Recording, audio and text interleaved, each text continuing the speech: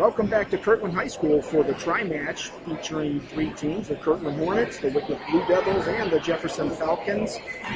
We had some technical difficulties in our first dual meet, won by Kirtland 49-15. We came in just a little bit past the halfway mark there during the 170-pound bout. So we're going to go ahead and recap. This is Steve here with Ohio Varsity, and I'm here with Dan Cassimi. Dan is going to go ahead and recap that first dual meet for you, starting at 106 pounds. Absolutely, and the 49-15 score is very reminiscent of the football score in Kirtland. They scored 49 points quite a few times. But at 106 pounds, we started. Kirtland got a win by forfeit from Brendan Williams. And at 113 pounds, Jefferson struck back as Josh Bate got a 4-2 decision over Mike Peterson. 120 pounds, Kirtland again, won by forfeit. Daniel Jenkins, great getting his hand raised. And 126 pounds, Blake Andonian, a sophomore from Kirtland, and Pep Ramus from Jefferson. Ramus is actually a foreign exchange student from Spain. Andonian pinned him in 14 seconds. At 132 pounds, neither team had a wrestler, so there was a double forfeit. At 138 pounds, Austin Simmons of Jefferson pinned sophomore Gus Formino of Kirtland in 1 minute and 23 seconds. At 145 pounds, there was a homecoming of sorts as Evan Francis, originally of Jefferson, pinned Clay Smock in 2 minutes and 27 seconds. At 152 pounds, Chris Brown of Kirtland won 5-0 decision over Christian Saunders. That was that was one of only 2 decisions in the entire duel. At 160 pounds, Chris Canis, senior from Kirtland, pinned Mason Sweeney in 53 seconds. At 170 pounds, Kirtland bumped up stud senior Clayton Davidson, state qualifier from a year ago, and he won by major decision over Jefferson's Zach Collins 10-2. At 182 pounds, we had another double forfeit, lack of a wrestler for each team at that weight class. At 195 pounds, Kirtland seniors Anthony Porter pinned Daniel Gillespie in 2 minutes and 30 seconds. At 220 pounds, in a battle of youngsters, we had Austin Norris of Jefferson pinning Mickey Tulo in 40 seconds. And the final bout at heavyweight, Dylan Deemer, senior two-time All-State football player from Kirtland, pinned Bubba Hagler in 1 minute and 45 seconds. And that leads us up to our next dual meet, which looks like it's going to get started here in the next couple of minutes as the captains are now headed toward the center circle. We've got the Wickliffe Blue Devils, who are 10-10 in the year in dual meets against the Jefferson Falcons. This one should be a relatively quick dual meet, as there are only about 7 wrestlers for the Blue Devils and a handful there for Jefferson. So we'll see a few double forfeits and a couple other forfeits. Yeah. And hopefully a little bit of good wrestling in between. Well, with the small schools, that does tend to happen. Both these teams are challenged as far as the lineup goes, but they both have very tough wrestlers who put in a lot of heart. So no doubt. The few, the proud. That's what they are. Absolutely. There's your coin toss, and it looks like Wickliffe won the toss. Go ahead, Dan. Wickliffe is coached by Matt McCrave. He is a graduate of Wickliffe. He was a very good wrestler in his own right. Graduated, I believe, in 2006. And I think he did make the state tournament as a junior or senior.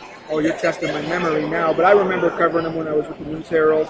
So him and his brother also, both were very good wrestlers for Wickliffe.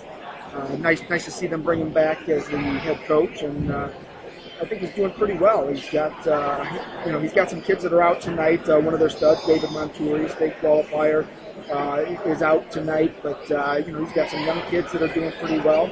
And I think we're going to see one of them here, hopefully at 113. Hopefully they'll both come up from 106 to get a match. But yeah, it looks like we're going to have a double forfeit at 106, and we're going to move into 113.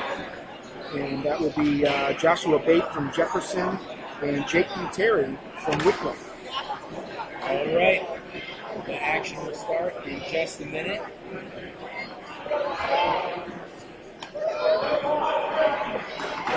Wickliffe, or Matt McCrave, the coach of Wickliffe, used to be the coach of their middle school program, so he's seen some of these kids grow up. and now they've just started the youth program. The things in Wickliffe are going to be turning up pretty soon in the wrestling program.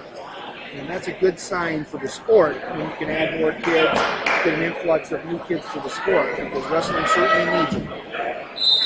Here we go. Buteri is in the blue with the white belt. It's not really a belt, but it's a little sash of sorts, but that's how we'll see there. Jefferson's in the black. That's Joshua Bate from Jefferson, who gets the first takedown. Both freshmen here. Bate and older brother, Joey Bate, who was a very good wrestler at Jefferson. He is now wrestling in college, and I got to remember where it is, but I know he's wrestling. Bate is 14-2 on the year with 5 pins. That was coming into tonight. And Buteri is 26-6. That's a good record for a freshman. I mean, Bate obviously is. Even 6-6, only as a freshman. That's pretty good. Bate again takes him down. He lets him out and makes a score of 4-2. And 2 takedowns for Bate and 2 escapes for Butari.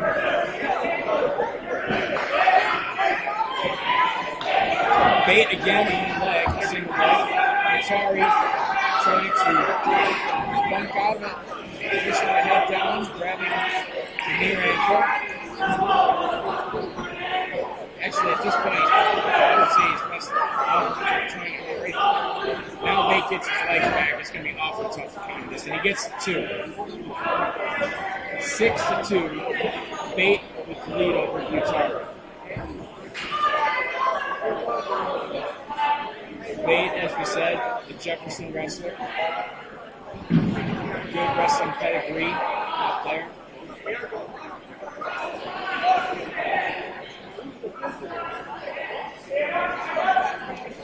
Bate now trying, he has an armbar. He's trying to turn Butari, and he's circling toward the head, and he is getting an overhand. Now the referee starts back kicks and a pin with 7 seconds left in the first period. It's a pin time of 1:53 for Josh Bate of Jefferson over Jacob Butari of Wickliffe, 113 pounds. What's the time? 1:53.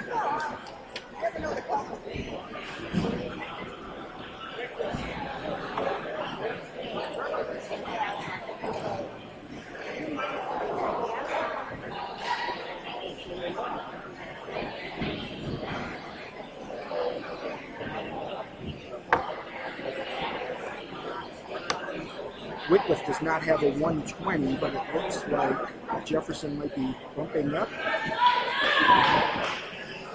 How'd they get 16 points? Is it a pin? Well, they had a pin, but there was a forfeit.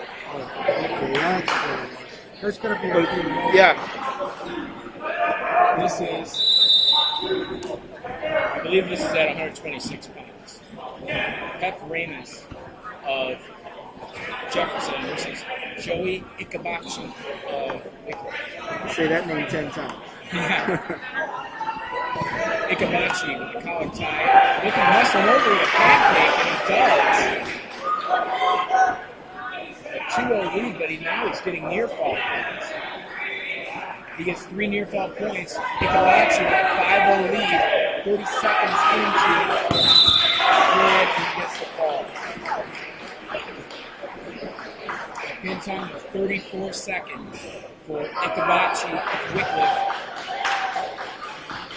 You know, it's tough for a foreign exchange student. He's just learning the sport for the first time.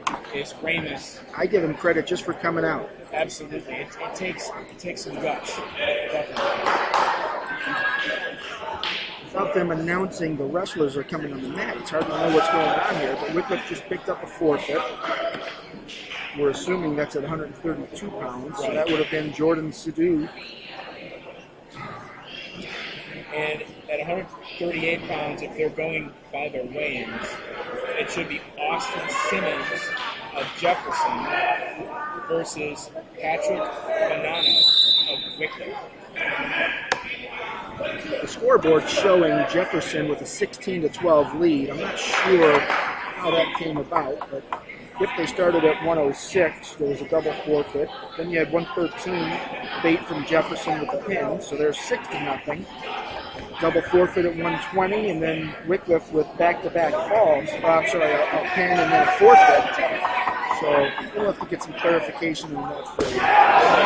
Nice single leg to an inside trip, and he gets his first straight time of the match with 30 seconds into it. Now a minute 20 left in the first period. Banana leading 2-0 over Simmons. Potentially dangerous move there, so the referee stops the action. And they go back to the center. Simmons of Jefferson is in the bottom position. Banana of Wickliffe is on top. Banana trying also for an arm out.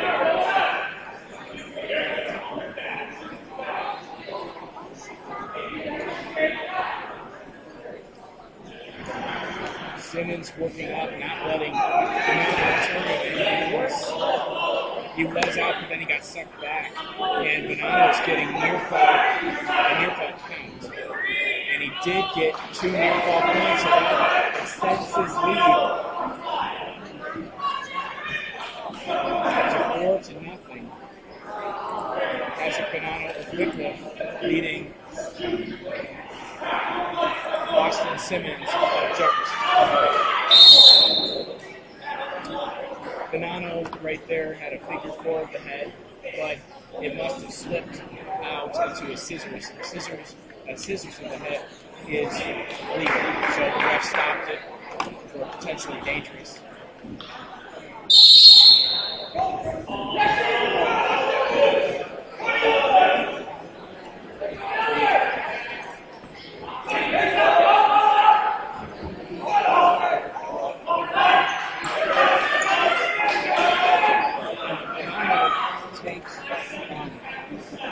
Banana takes Simmons over again, but he's the first period will end 4-1 Banana over Simmons.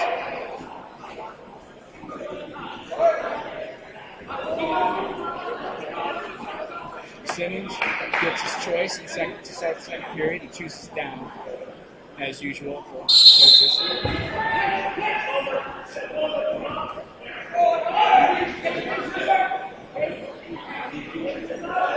Banana is riding tough on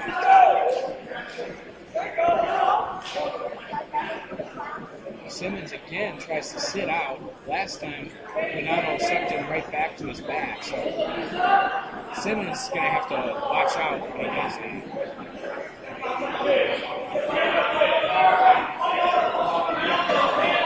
And Banana with an armbar trying to step over the head and take it to his back.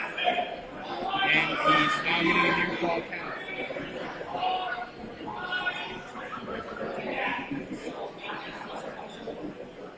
He got to 5, so he will be getting 3 points or a pin. That's a tough position to get out of when you're that wrestler that's in dire straits there. Absolutely. If Banana does not get the pin, the score will be 7-1 in his favor. Switches it over. On the bar now.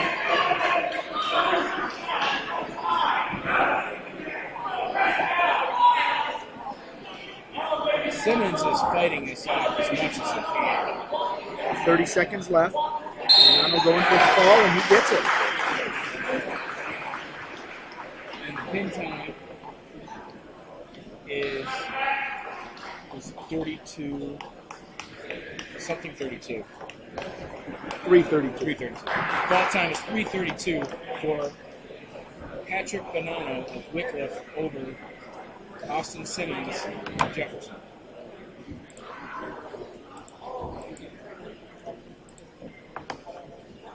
Scoreboard now showing Wickliffe out in front 18-16, but Jefferson just picks up a forfeit, so that gives them the 22-18 lead. That was Clay Smock picking up a forfeit at 145 pounds. At 152 pounds, Wickliffe does not have a wrestler, so Christian Saunders of Jefferson picks up a forfeit. At 160 pounds, Wickliffe also does not have a wrestler, so Mason Sweeney will pick up a forfeit again for Jefferson. At 160 pounds, Wickliffe does not have a wrestler, so Zach Collins picks up a forfeit for Jefferson. Told you this one was going to go pretty fast. Yeah, you're exactly right. And we go all the way up. Oh no, we have a double forfeit at 182. And we go all the way up to 195 pounds, where Wickliffe has Alan Hobbs and Jefferson has Daniel Gillespie. Gillespie immediately on the flat top. Hobbs still matches it. They reset in the center. Gillespie trying for a forward. The scoreboard showing Jefferson out in front 30-18. Again, I can't verify the accuracy of that. Jefferson might have 30 points there in forfeits. It's crazy. But the 195 pounders battling hard for ties and everybody ties. And obviously the nice single leg, he gets there at the edge of the mat, pulls the leg in for a cradle. And he's going to get back in 45 seconds. That changed quickly. 45-second pin for Alan Hobbs. Wickliffe over Daniel Gillespie of Jefferson. Now makes the score 30-24 in favor of Jefferson, and there's a forfeit for the Falcons, which will take it up to 36-24. Anthony Riola getting the forfeit for Wickliffe in that weight class. Yeah. I guess Jefferson didn't use their. No, that was Jefferson that just got it. Oh, Jefferson got. I got it. Jefferson got it.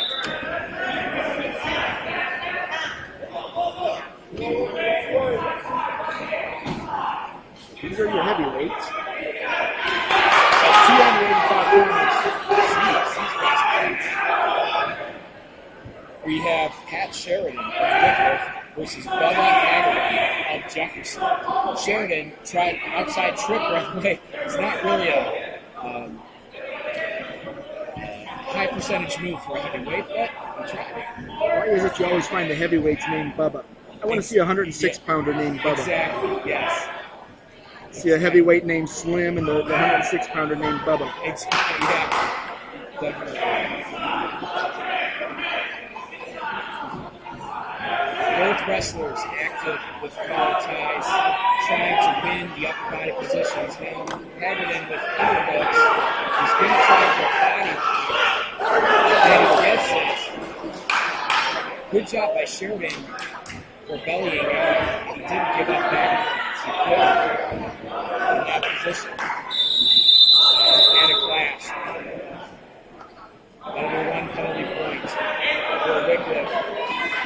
If Sheridan escapes, they'll tie the match at 2. Right now, Haggerty of Jefferson is ahead, 2-1. 50 seconds left in the first period. And I still don't know what's going on with the scoreboard. It now shows 30-30.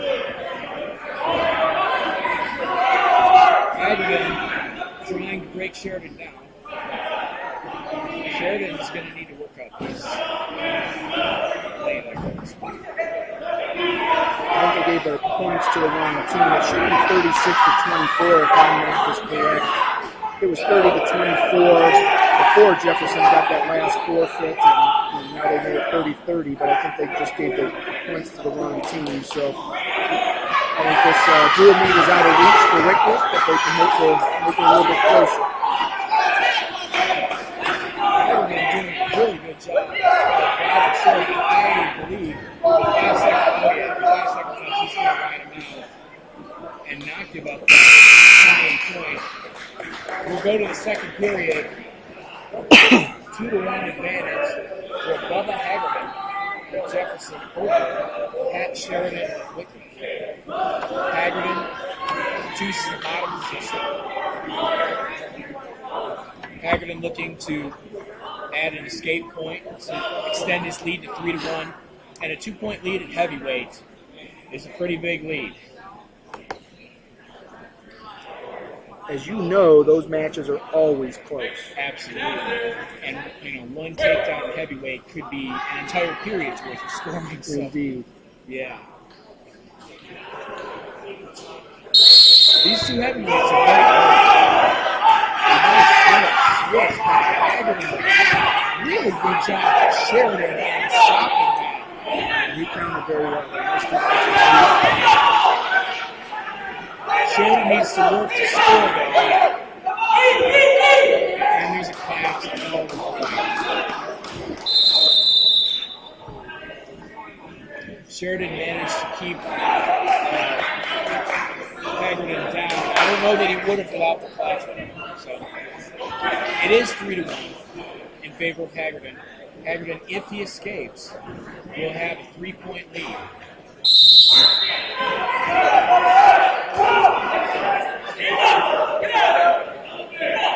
Hagerman going to break the hands. Oh, he whipped off of it. A mistake that both wrestlers had. But Sheridan of Wickliffe locked hands again. That is another penalty coming from Hagerman.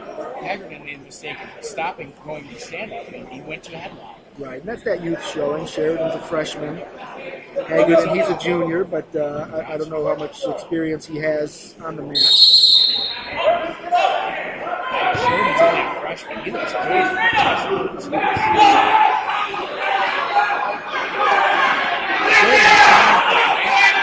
And he has it in pretty deep, but he doesn't keep it.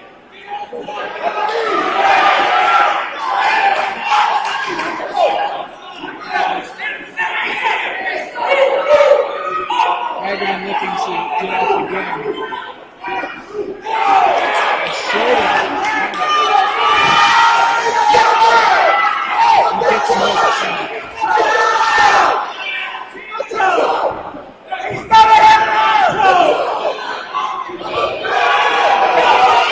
Oh, he caught him. Caught that chin again. Oh, look at him muscle on that down back to the net.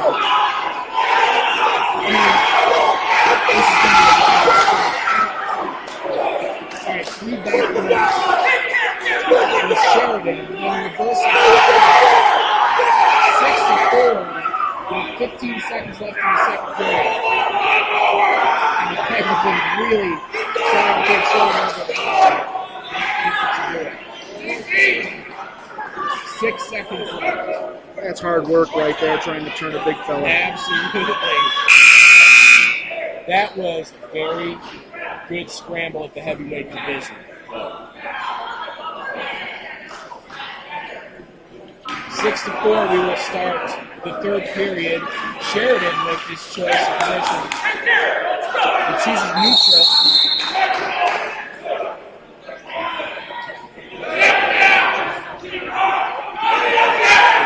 When they get that opportunity to shoot top or bottom, they'll go with the down position for what is normally an easy escape. That's not the case at the heavyweight division. So you'll see a lot of guys, especially if they have the lead, they'll choose to go neutral and take the chances on their feet. Especially, with the score being wide margin, you want to score quicker, and a takedown is a quicker score. So sometimes that does happen. Hagerman with a takedown. Left Sheridan out. It's 8-5 in favor of Hagerman. Sheridan really has to push the action now because he needs to score.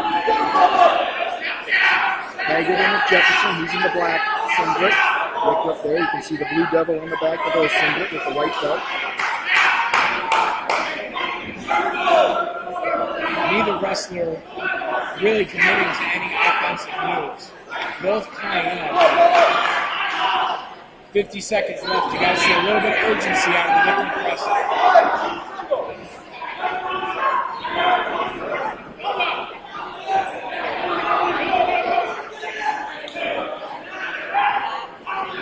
this point, Haggerty from Jefferson is winning the tie-ups because he's getting inside. Having drilled with some heavyweights in the past, I know just how hard it is to move that much weight and how tired you get in that 2-minute period. So these guys, right now, with 20 seconds left in the match, they're worn out. Tries to get does get a takedown. He has his hands locked up in the cradle. There's only 6 seconds left. I don't think he'll be able to return. In any case, it'll be a 10-5 decision victory for Haggerty from Jefferson over Sheridan. And Sheridan looks exhausted as he lays on the mat. Now, by my count, it should be 39-24, Jefferson with the final. The scoreboard shows 33-30. Either way, we can tell you Jefferson did win the dual meet. It looks like we might have an exhibition match coming up here, or I'm not sure what we've got going on. And the Jefferson fans also are saying that the score is wrong. So, yeah. As I said, I've got 39-24. I think they gave that forfeit to the wrong team, though, the 220 forfeit. Gotcha. Well, it looks like there's also going to be an exhibition match here at 220-ish pounds, like between. They're going to probably put this at. No, they can put this at 220. It looks like it's going to be Austin Norris of Jefferson versus Anthony Priola of Wickliffe.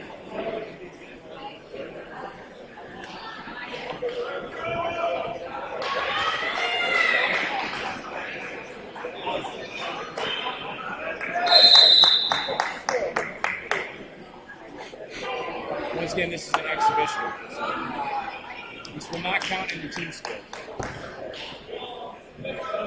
We talked about Matt McCraith and the job he's done at Wickliffe, and they've had a phenomenal year so far. As we said, they're 10-10 in duels, but when you're missing a few weight classes, it's tough to put together a great dual record.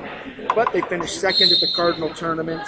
They were second at Vermilion, sixth at Hawken, and they were in the top 6 at Chippewa as well. So Wickliffe, if you are familiar with wrestling and you follow the D3 scene, Wickliffe has not been near the top of the standings at many tournaments over the years. So that just tells you the job that Matt McCraith has done there, adding new bodies to the room, and the quality has really improved. And again, tonight, without David Montouri, I think that hurt Wickliffe. That's a kid that is a state qualifier, very, very strong wrestler, and I know he would have helped them tonight. Absolutely, and Montouri has been a very good wrestler even since his freshman year. I believe he placed at the district tournament either as a freshman or a sophomore, but I want to say it was a freshman. And he wasn't really liked it either. He was like 130, 135. Yeah, he's solid. Now Wickliffe and Kirtland will wrestle after this dual meet, and with the forfeits that Wickliffe has, it's going to be a rough dual meet for them. What they can hope to do is compete in the head-to-head matches. But Wickliffe is pretty much, Kirtland pretty much has almost a full roster, so it's going to be tough for Wickliffe to compete, at least point-wise. But hopefully we'll see some good matches in that final dual meet of the night. And if Kirtland's weights match up the way they might, and some kids drop down, we might actually see Kirtland get a 182-pounder. Anthony Porter might drop. Mickey Tulo might drop to 195. So they'll only have one forfeit in their lineup. I'll tell you, I'm excited to see the 106-pound bout, though, with Jake Buteri and Brennan Williamson from Kirtland. I think that should be a pretty good match there. Like you said, Buteri's that freshman who was 26-6 coming into tonight. Brennan Williamson, a district qualifier. So that's a great test for Buteri coming in and facing someone he might see in the sectional and the district tournament. Absolutely, and I think they will. Buteri really looked good in his match against Josh Bate. Brendan Williamson is coming off a great tournament, probably the best he's ever wrestled. He won the championship at the Husky Open, or Husky Invitational West Salem Northwestern last weekend, and he looked really good. He's coming in the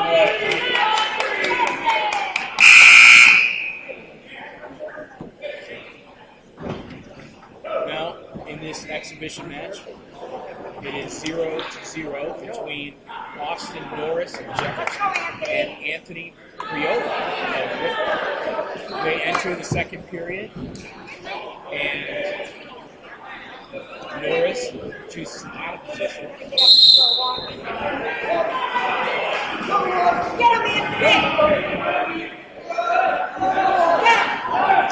And Norris escapes for the first point of the match. Again, this will not count in the team score because it is a junior varsity exhibition match.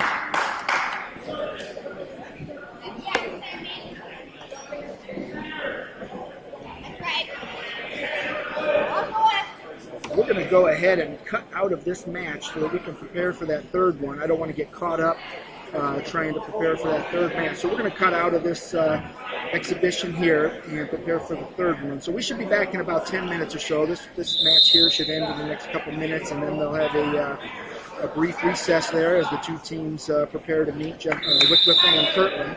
So we'll take a break and we'll get set up, and we'll be back in a few.